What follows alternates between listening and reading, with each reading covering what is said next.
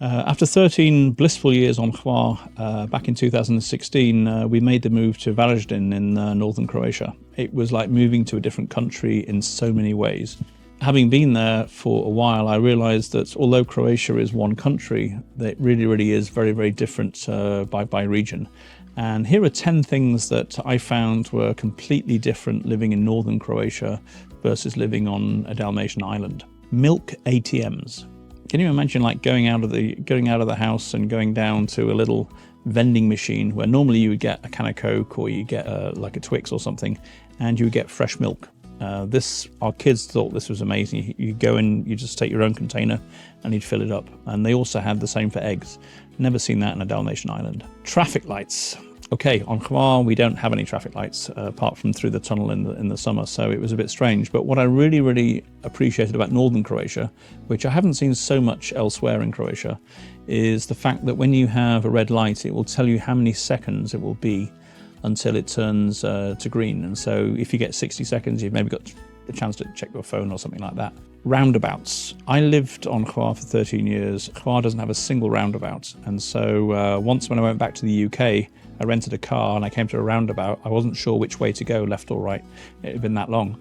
But if you go to northern Croatia, roundabouts are king. You find them everywhere. Language. I thought when I moved to Dalmatia and to Hvar that the dialects of Hvar were really complicated. And then I moved to Varazdin, where honestly, it's like a completely different language, and I really struggled just to understand what anybody was saying until I learned the secret, which is if you drink a lot of gemisht, suddenly the language becomes easier. Speaking of gemisht, this is also a big difference between a Dalmatian island and northern Croatia. Gemisht is king, and gemisht is a white wine with sparkling water, and this is the drink of choice. I would say it's more popular than beer or regular wine. And if you go to Dalmatia, they use still water rather than sparkling, and so you have bevanda, normally red wine and water. Another huge and very obvious difference between living in northern Croatia and a Dalmatian island is accessibility to things.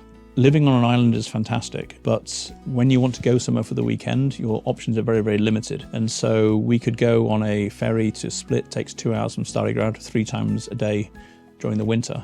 And then you could explore around Split. But if you wanted to go somewhere further, it was impossible. And then when I moved to Varazdin, suddenly it was places like Ptuj in Slovenia. It was just like 45 minutes away, or you could get 2.5 hours. You're in Budapest.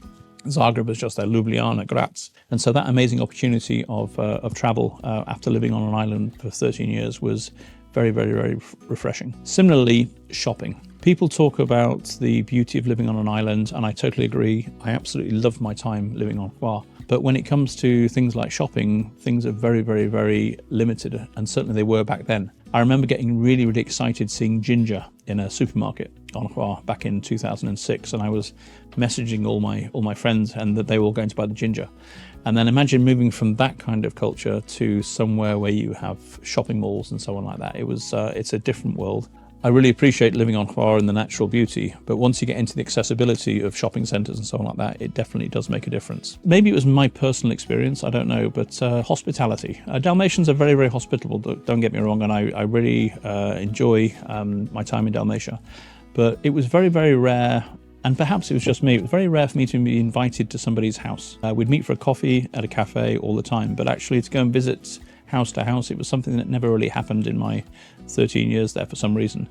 And when I moved to Varazdin, within minutes, the neighbours were knocking on doors, offering to help and so on, and then inviting us around for dinner and drinks and so on. And I probably went, in my 5 years in Varazdin, I probably went into 10 times more houses as a guest than I did in my 13 years in Dalmatia.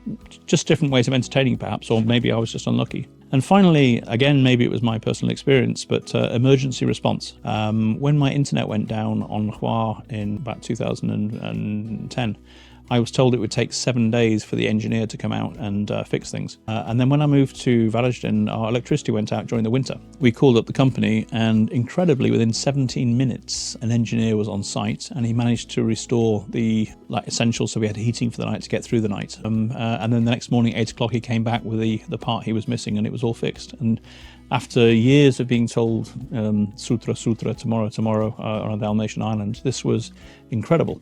And of course, the weather. Hvar is famous for the fact that it never snows, and if it does snow, you get a free stay in the hotels, or so they say. And so it was a little bit of a shock to move to Varazdin and to find yourself in minus 18 degrees, having to shovel snow so the kids can go to school in the morning. So one country, two very different parts of it, 10 very different things about each, both magnificent, both fantastic, and this is the diversity of Croatia. Incredible country.